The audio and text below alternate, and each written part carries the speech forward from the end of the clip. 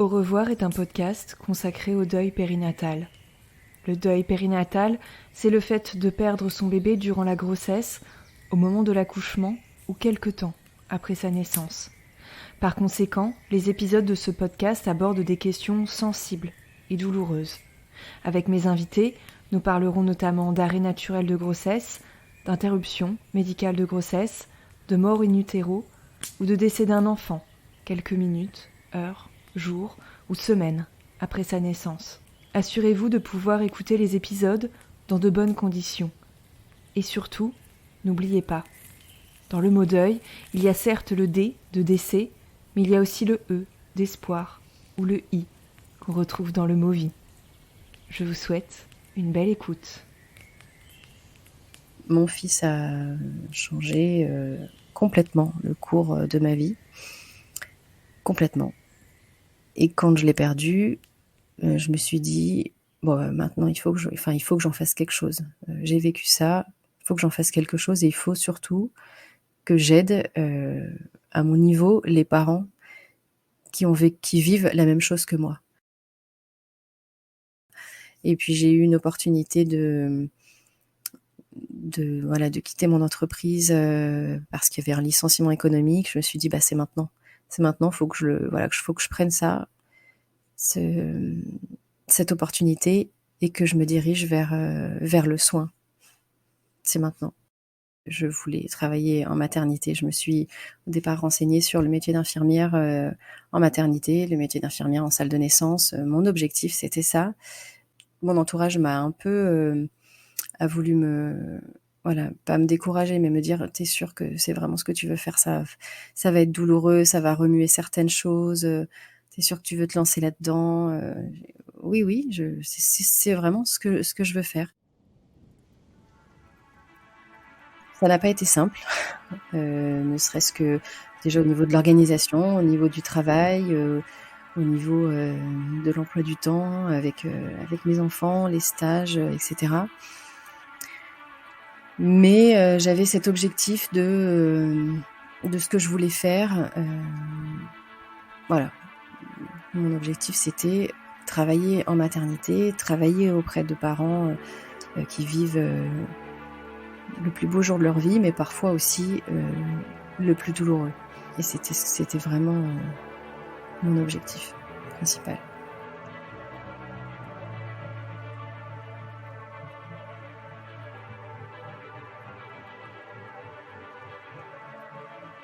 Il y a les projections que l'on se fait et des chemins qui semblent tout tracés.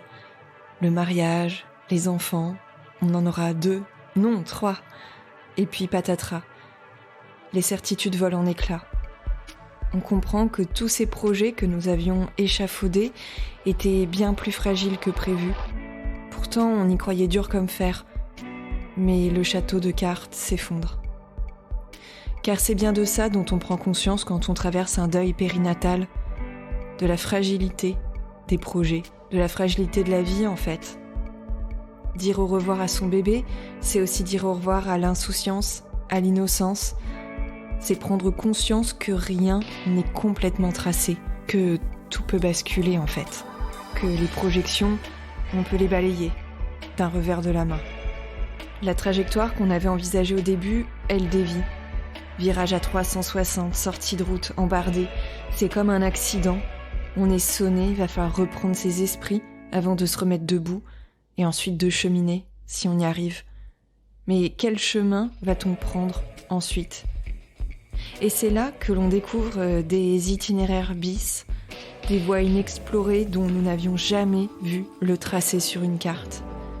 C'est dur de renoncer à la trajectoire principale pour prendre ces sentiers que l'on a l'impression d'être seul à arpenter. C'est dur d'y renoncer, et puis en plus, ces itinéraires, on ne connaît pas toujours leur destination, et ça aussi, c'est dur à accepter. La fragilité à laquelle on ajoute l'incertitude, encore un enseignement du deuil périnatal dont on se serait bien passé. On ne peut jamais être sûr de rien. Rien n'est jamais acquis, rien n'est jamais gagné. Mais cette traversée, en fait, elle n'est pas que sombre ou solitaire. Alors ça, on ne peut pas s'en rendre compte sur le moment. C'est plutôt avec le recul du temps qui passe, des années qui passent. Suffit parfois de jeter un œil dans le rétro, de regarder un peu en arrière, et on voit en fait le chemin parcouru depuis ce virage à 360.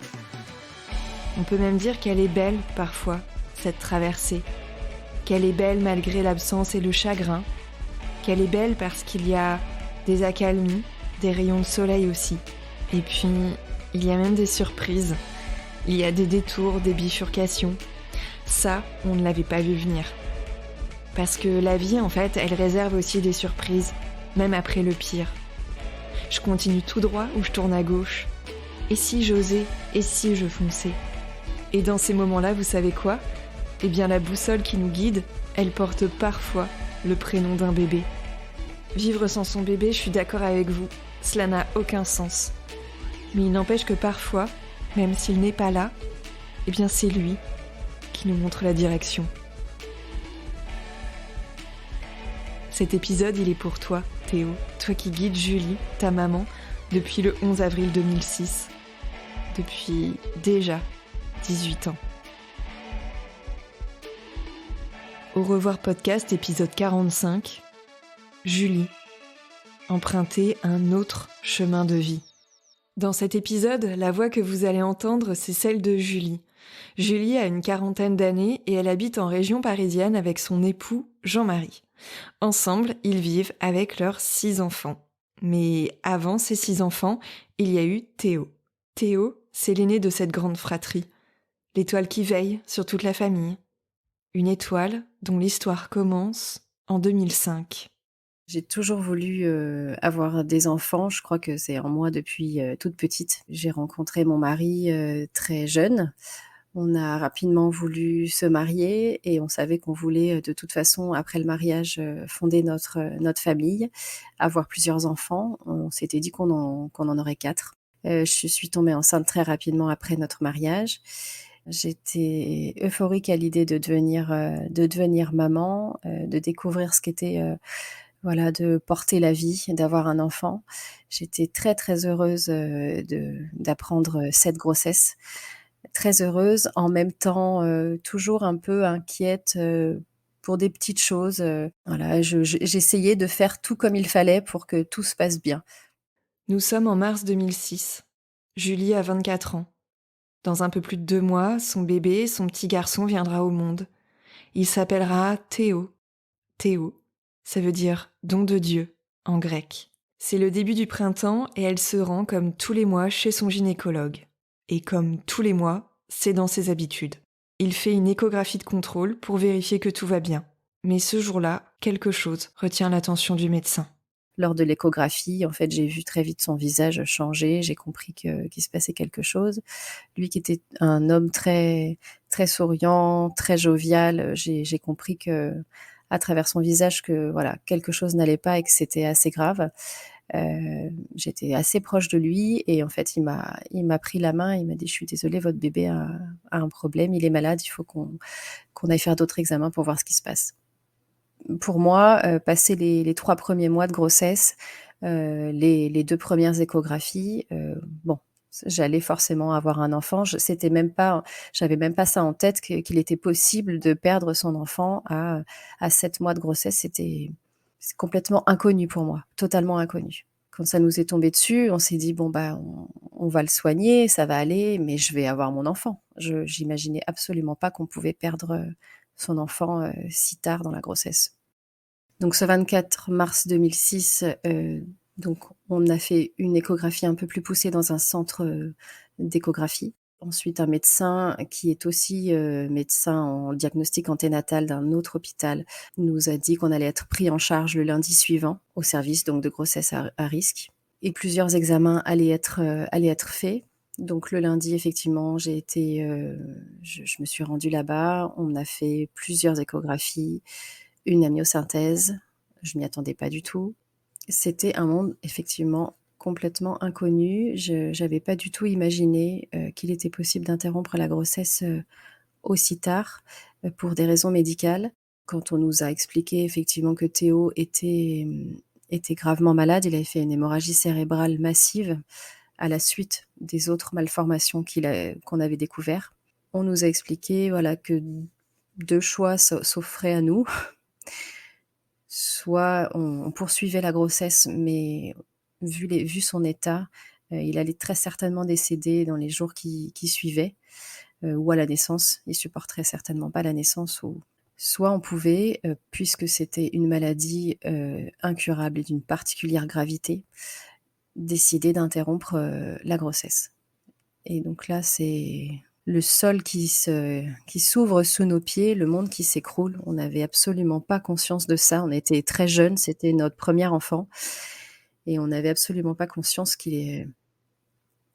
qu'on pouvait interrompre la grossesse parce que notre enfant était gravement malade. IMG. Interruption médicale de grossesse. Ces 3 lettres sont prononcées. Julie et son mari se retrouvent catapultés dans ce territoire inconnu de la plupart des gens, sauf de celles et ceux dont le bébé ne va pas bien, dont le bébé a une maladie particulièrement grave et incurable au moment du diagnostic, selon la formule consacrée. Dans ce territoire, il y a 2 chemins. D'un côté, on poursuit la grossesse, et de l'autre, on l'interrompt. Enfin, on l'interrompt. Plus précisément et plus justement, je dirais plutôt que quand on emprunte ce second chemin, eh bien on accompagne le bébé in utero. Mais dans tous les cas, face à ces alternatives, il va falloir prendre une décision. Quand les médecins nous ont donc parlé de ces 2 possibilités, donc ensuite ils nous ont laissés tous les 2 pour discuter. Rapidement, on s'est dit qu'on pouvait pas lui offrir. Moi, je voulais surtout pas qu'il souffre en fait. Jean-Marie, c'est pareil. On refusait qu'il souffre, et on voulait pas que le laisser souffrir, le laisser souffrir à la naissance ou le laisser décéder dans mon ventre. Donc, on s'est dit la seule solution, c'est effectivement d'interrompre cette grossesse pour pas lui offrir une vie de souffrance. On préférait souffrir nous psychologiquement. Et on n'avait pas conscience à l'époque de vraiment ce que ça allait impliquer, plutôt que de le laisser souffrir lui physiquement. Et effectivement, Jean-Marie, tout de suite, ce qui l'a inquiété, c'est de savoir comment j'allais vivre les choses physiquement. Il m'a dit, mais tu te rends compte, tu vas devoir accoucher de notre bébé qui sera décédé, mais comment tu vas faire? Enfin, vraiment, sa crainte, c'était comment moi j'allais le vivre physiquement et psychologiquement. Il voulait pas que je souffre moi non plus. Je me suis beaucoup renfermée, notamment, enfin, je voulais être uniquement avec Jean-Marie, qu'on soit tous les 2, sans personne. Et notre entourage a respecté ça. Moi, je pouvais plus parler du tout à personne. Donc, c'était Jean-Marie qui faisait l'intermédiaire entre nos amis et moi. Nos parents, nos frères et sœurs ont été vraiment formidables, bienveillants. Ils nous ont vraiment entourés, ont compris tous nos choix, nos décisions. Et encore maintenant, ils sont bienveillants à l'égard de notre histoire et à l'égard de Théo, qui est pour eux, qui reste leur petit-fils, leur neveu. 3 semaines. 3 semaines se sont écoulées entre les premiers examens et ce moment de l'IMG. 3 semaines à se demander d'abord si Théo allait pouvoir vivre, dans quelles conditions, et puis ensuite on prend la décision. 3 semaines à multiplier les rendez-vous, à écumer les salles d'attente, à côtoyer les femmes enceintes qui se rendent dans ces mêmes lieux, mais pas pour la même chose. Dans les salles d'attente, en fait, l'attente n'est pas la même pour toutes et tous. Et ces 3 semaines d'attente, ce moment suspendu entre espoir et désespoir, Julie les revit tous les ans.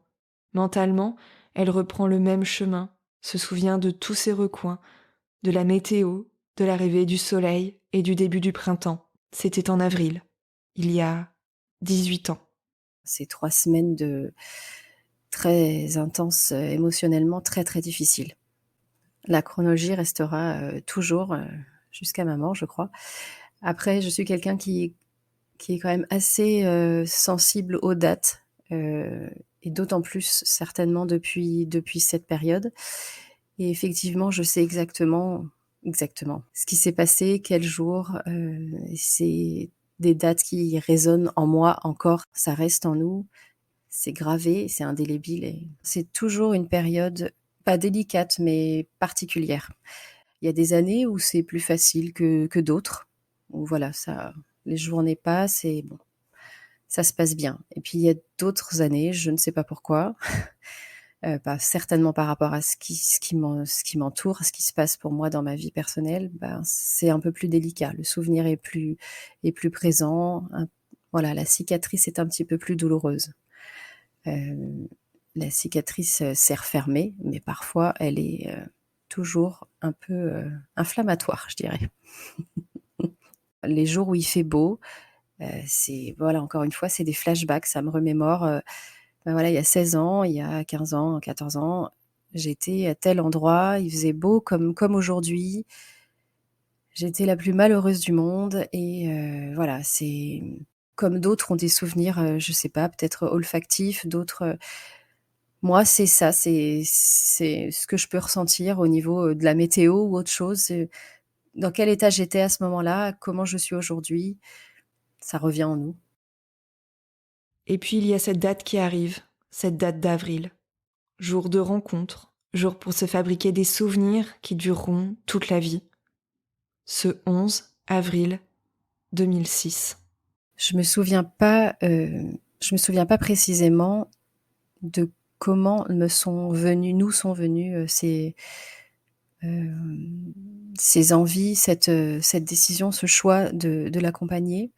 Je sais que pour moi, c'était une évidence. C'était mon enfant, je voulais l'accompagner coûte que coûte, voilà, dans sa naissance. Et je voulais surtout me créer des souvenirs qui resteraient, pour apaiser ma douleur. Et donc j'ai réfléchi à ce qui pouvait être fait. Donc on est allé lui acheter des petits vêtements. Effectivement, j'ai demandé à la sage-femme, d'avoir, une mèche de cheveux si c'était possible, parce qu'à l'échographie, on m'a dit qu'il avait déjà quelques cheveux. Je voulais, en fait, j'ai demandé à la sage-femme d'avoir de me créer le plus de souvenirs possible. Et on a demandé aussi à la sage-femme, quand Théo allait naître, de le prendre, tout de suite. On nous a expliqué en fait avant en entretien, avant l'IMG, avec la sage-femme du DAN, elle nous avait expliqué comment, le déroulé, comment tout allait se passer. Elle nous a dit: «Voilà, quand il va naître, on va l'emporter dans une salle à côté» et quand elle m'a dit ça, je me suis dit: «Non, c'est pas possible. On peut pas emporter mon fils comme ça sans que je le voie». J'aurais eu l'impression qu'on me l'arrachait une seconde fois. Et donc j'ai demandé, j'ai dit: «Mais moi j'aimerais est-ce que c'est possible? Moi j'aimerais qu'on me le donne tout de suite». Et donc la sage-femme du DAN m'a dit: «Bien sûr, il faudra voir avec la sage-femme le jour J, mais si c'est votre souhait, bien sûr vous pouvez lui en faire part».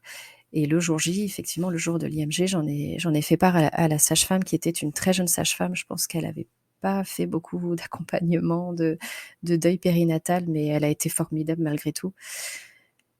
Je lui ai dit: «Voilà, si c'est possible, si mon fils est visible», parce que je savais qu'il avait des œdèmes au niveau du visage, donc j'avais peur malgré tout de le voir, même si j'en avais très envie.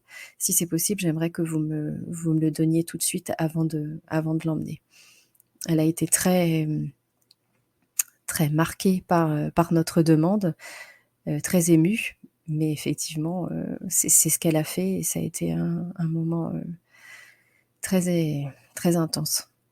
Pour Jean-Marie aussi, je crois, je me souviens pas très bien, mais il me semble même pas en avoir parlé avec lui avant. On s'est regardés, on a su de toute façon qu'on voulait le voir tout de suite et c'était une envie, effectivement, c'était instinctif. Il fallait qu'on me laisse mon enfant tout de suite, qu'on ne me l'enlève pas immédiatement. C'était une très belle rencontre, malgré ce qu'on peut penser. C'était l'un des moments les plus importants de toute ma vie. C'était très, très doux, très apaisé. J'ai demandé à la sage-femme à ce qu'elle me donne mon fils tout de suite, donc s'il était visible. Et elle a eu des mots, qui m'ont vraiment réconfortée. Quand il est né, quand il est sorti de mon ventre, elle m'a regardée en me disant il est beau votre bébé madame, je peux vous le donner. Et ces mots, je crois qu'ils resteront gravés en moi jusqu'à ma mort. C'est ce qui m'a aidée aussi à l'accueillir du mieux possible et à vivre ce moment pleinement. J'en avais besoin pour me reconstruire par la suite. Et la suite, vous la connaissez peut-être, vous qui vivez ce deuil. On parle souvent du chemin de la reconstruction après l'effondrement.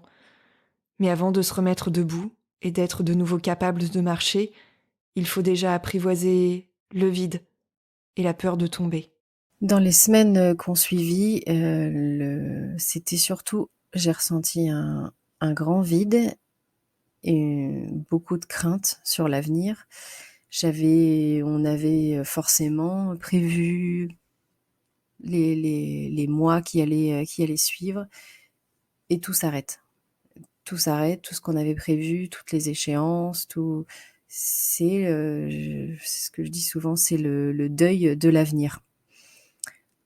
Il faut tout repenser, tout recréer, créer des nouveaux projets. Ça, c'est très difficile.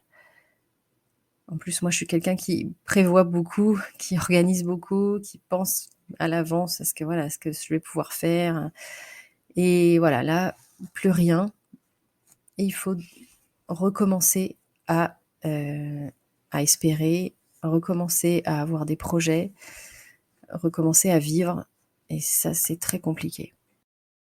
En tout cas, moi, c'est cette impression que j'ai eue. J'ai été très bien accompagnée en amont, pendant, et je suis rentrée chez moi, j'étais toute seule. J'avais mon entourage, bien sûr, qui était très, très proche et très bienveillant, mais je me suis sentie seule et plus accompagnée après.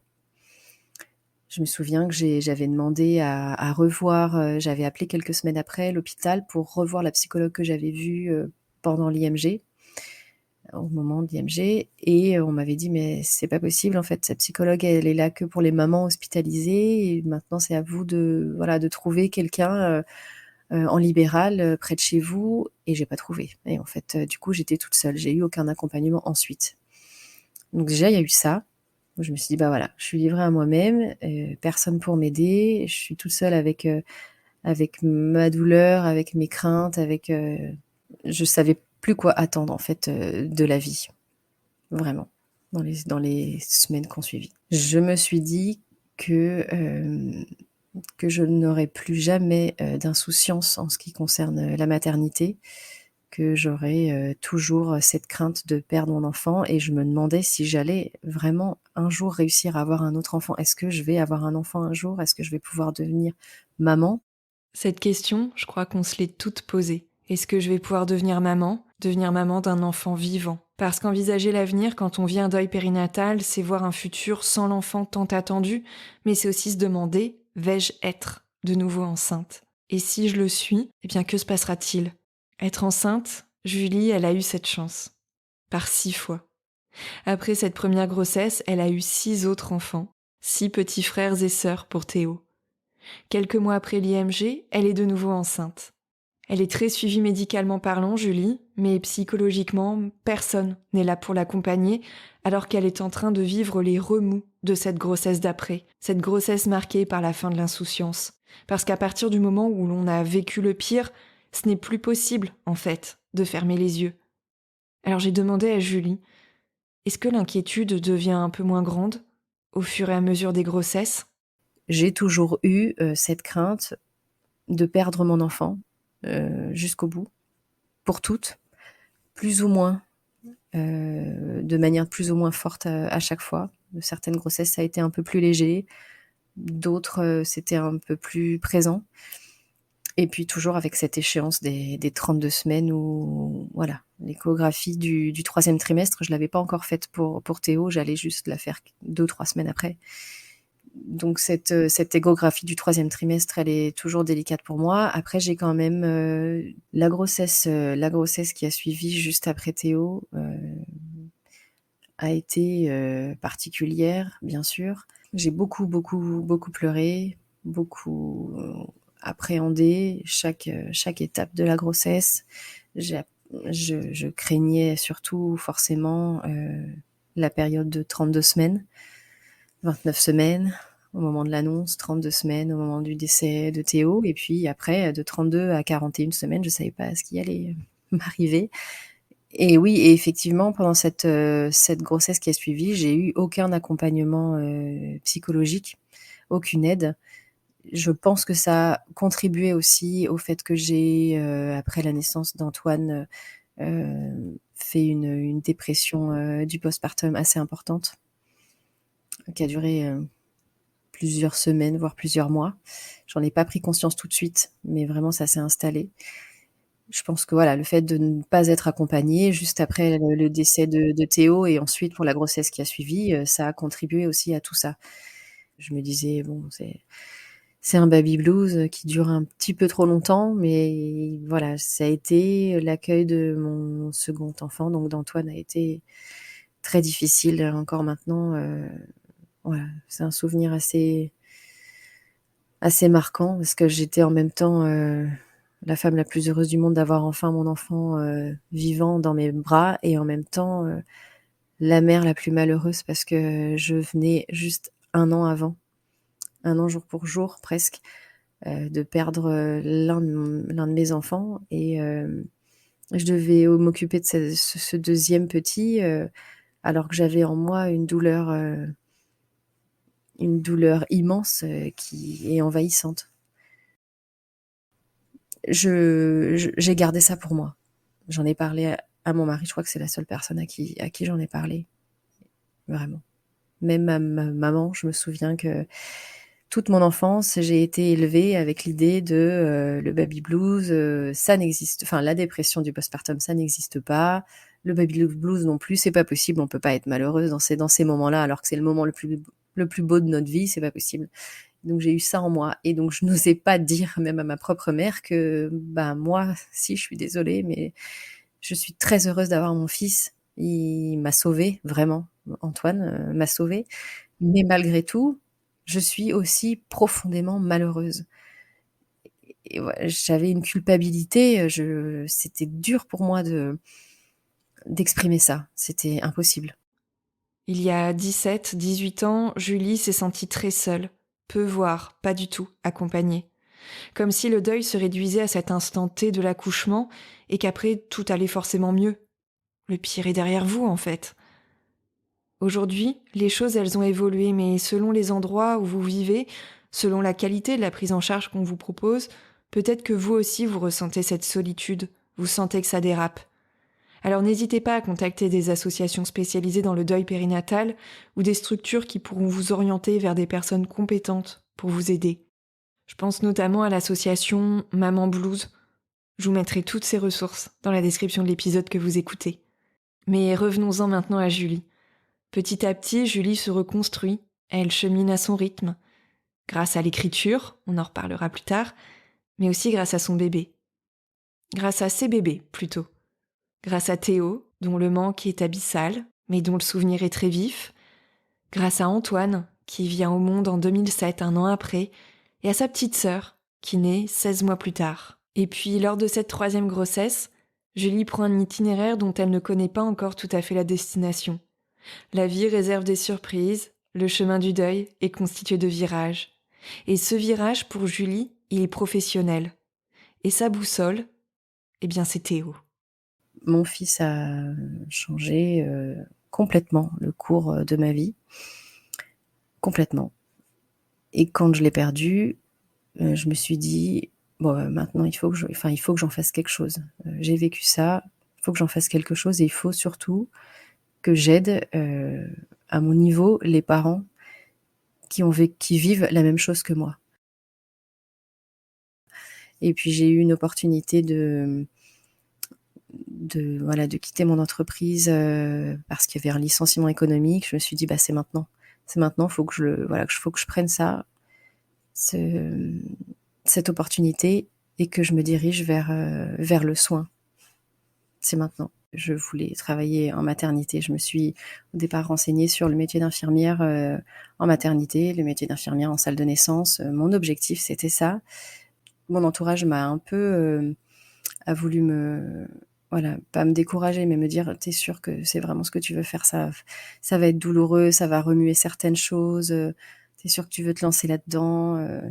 Oui, oui, c'est vraiment ce que je veux faire et donc ça n'a pas été simple, mon fils avait 2 ans et demi, donc il est rentré en toute petite section de maternelle. Ma fille avait tout juste 1 an. J'ai passé le concours effectivement avant ça, enceinte d'elle, j'ai passé l'oral d'école d'infirmière, j'étais enceinte de 8 mois. Je me suis dit: «Bon, bah, si je l'ai, cette année», parce que je me suis dit: «Peut-être que je l'aurai pas cette année et du coup, il faudrait que je le repasse l'année prochaine, mais je le tente». Bon, je l'ai eu et du coup, j'ai demandé un report de scolarité d'1 an, pour pouvoir, avoir tranquillement, ma fille. Ça n'a pas été simple, ne serait-ce que déjà au niveau de l'organisation, au niveau du travail, au niveau, de l'emploi du temps avec mes enfants, les stages, et cetera. Mais, j'avais cet objectif de ce que je voulais faire, voilà. Mon objectif, c'était travailler en maternité, travailler auprès de parents, qui vivent, le plus beau jour de leur vie, mais parfois aussi, le plus douloureux et c'était vraiment, mon objectif principal. Pendant ces 3 années d'études, elle n'oublie pas cet objectif. On lui dit que ça va lui faire mal, que ça va être trop douloureux d'accompagner le deuil des autres. Mais non, c'est sa mission, elle ne s'en détourne pas. Elle consacre même son mémoire de fin d'études au deuil périnatal. Alors quand elle obtient son diplôme, elle accepte un poste dans une maternité de région parisienne. Julie, maman de Théo, devient Julie, l'infirmière qui travaille avec des sages-femmes, avec des auxiliaires de puériculture. Elle prend ses marques dans les salles de naissance, accompagne les mamans qui viennent d'accoucher, prend leur constante par exemple. Elle est là pour elles, pour leurs bébés, pour les couples. Elle est là quand ça se passe bien, mais aussi quand rien ne va plus. Car Julie, elle sait. Elle sait à quel point un seul mot, un regard, une main posée sur l'épaule peuvent être précieux. Et Julie, elle n'est jamais seule dans ces moments-là. Elle est avec Théo, en fait. J'ai toujours, mon fils, en tête. J'avais toujours dans ces moments-là mon fils en tête en me disant, «Bon, nous on l'a vécu tous les 2 et du coup je vais essayer d'accompagner ses parents et d'accompagner ses enfants, qui viennent, de décéder au mieux, heu, pour que tu sois fier de moi et pour que ses parents se sentent, bien accompagnés, que ça n'amplifie pas leur souffrance, leur vécu de ce moment et je lui ai demandé, je lui disais: «Bon, bah, là, ce petit, faut que tu l'accueilles bien, auprès de toi, à tes côtés». J'ai des mamans qui m'ont marquée, vraiment. J'ai des couples, j'en ai un en tête, qui appréhendait énormément de voir son enfant et puis avec la sage-femme, là encore, petit à petit, pendant le travail, on a essayé d'aborder les choses, de manière, voilà, délicate. On a essayé de leur dire que peut-être que c'était quelque chose qui pouvait les aider ensuite. Au départ, ils étaient complètement fermés à l'idée de voir leur enfant et puis petit à petit, ça a cheminé. Après la naissance de cet enfant, ils ont pris voilà, ils se sont dit: «Bon, bah, oui, on accepte de le voir» et c'était un couple qui avait l'air très, très fermé, très renfermé, qui nous parlait pas beaucoup. Une fois qu'ils ont vu leur enfant, ils ont complètement changé et ils nous ont remerciés un millier de fois. Ils vraiment, même physiquement, leur regard, ils nous ont souri, ils nous ont dit: «Merci, merci de nous avoir accompagnés, merci de nous avoir, guidés vers, à voir notre enfant, ça nous aide». C'était ça m'a ce couple m'a vraiment marquée. J'ai aussi une autre maman qui m'a marquée, elle pleurait énormément, énormément. À un moment, j'étais toute seule avec elle en salle. Elle m'a pris les mains et elle m'a dit: «Mais comment je vais m'en sortir? Je m'en sortirai jamais». Elle avait déjà 2 enfants, vivants et donc là, elle perdait son 3e. «Comment je vais m'en sortir? Je m'en sortirai jamais, plus jamais je pourrai sourire» et je l'ai regardée droit dans les yeux, je dis: «Si madame, je vous promets, ça, vous n'oublierez jamais, mais ça va aller, vous allez petit à petit, vous allez vous en sortir sans jamais oublier votre enfant».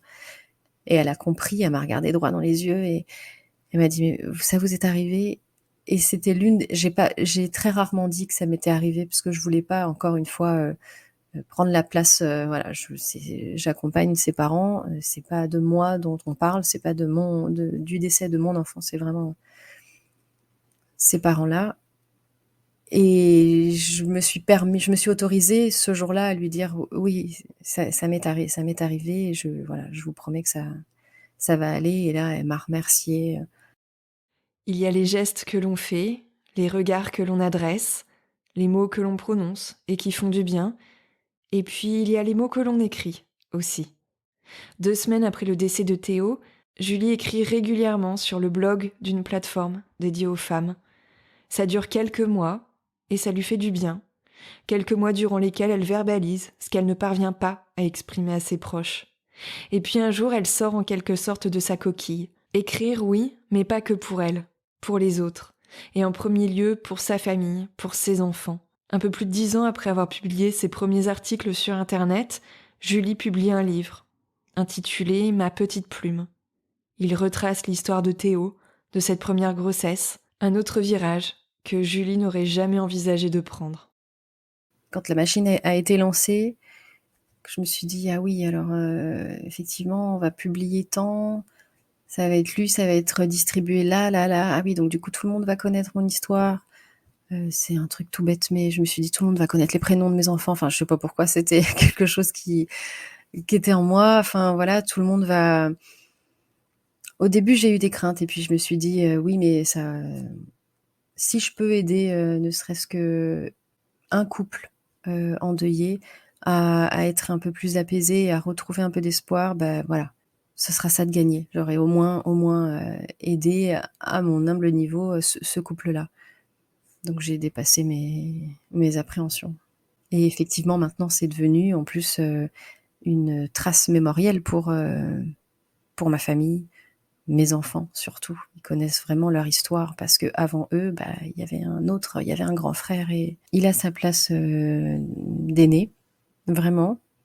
Enfin, après, c'est un peu délicat pour Antoine qui est physiquement l'aîné vraiment de nos 6 enfants, mais lui, comme les autres, savent qu'il y a ce grand frère. On a une photo de lui assez discrète dans notre chambre.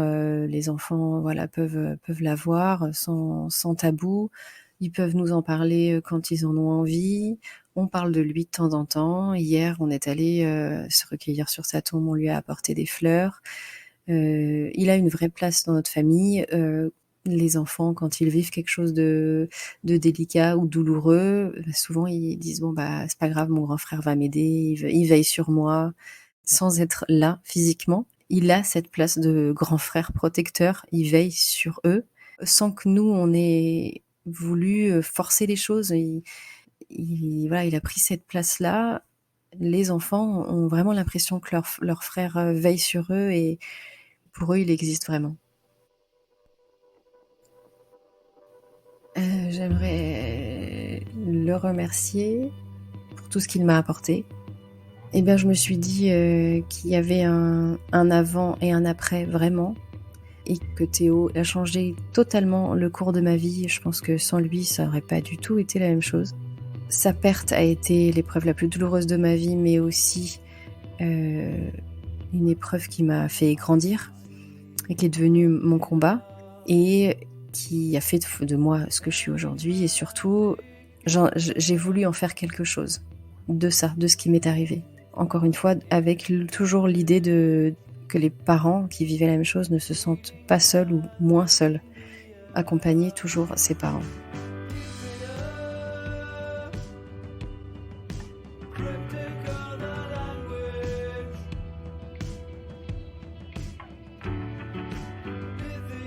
Cet épisode touche à sa fin et je te remercie, Julie, d'avoir raconté au micro d'Au revoir podcast ton histoire, celle de Théo, celle de ta famille.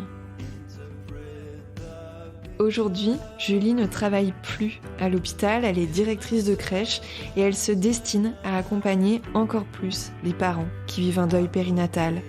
Encore une nouvelle orientation professionnelle sous le regard de Théo. Dans cet épisode, je vous ai parlé du livre écrit par Julie. Il s'intitule Ma petite plume, vivre et surmonter l'interruption médicale de grossesse. Je vous ai également parlé d'associations spécialisées dans l'accompagnement des personnes qui vivent un deuil périnatal. Si vous recherchez de l'aide et du soutien, vous pouvez vous orienter notamment vers les associations Petite Émilie, Agapa et Spama. Et si vous traversez des difficultés maternelles, n'hésitez pas à vous rendre sur le site de l'association Maman Blues. Je vous mets tous les liens directs vers ces associations dans la description de l'épisode. Je suis Sophie de Chivray et je suis aux manettes d'Au revoir podcast depuis septembre 2020.